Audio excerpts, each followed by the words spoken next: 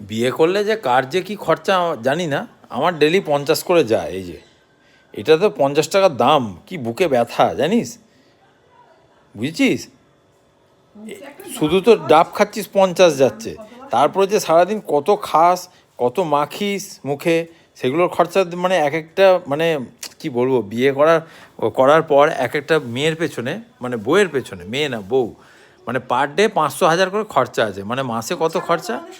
আমি কিন্তু কামাও, তোর বউ কামাও না মাসে তাহলে, একটা ডাব তুই কিনে এনেছিস ঠিক কথা, মুখে মাখার সবগুলো আমি কিনি, তুই পয়সা খরচ করিস না না বলছি, আমার কথাটা শোনো, মাসে তাহলে মানে বিয়ে করলে এক একটা মেয়ের পেছনে মানে 30,000 টাকা খরচা। ও মাই গড, এটা সম্ভব? আমার পক্ষে সম্ভব না। বিয়ে করেছিলিস কেন? আমি ভাই শোন না, আমি এখান থেকে তোর সাথে আমি মাঝখানে একটা ইয়ে টেনে দিই। হ্যাঁ হ্যাঁ।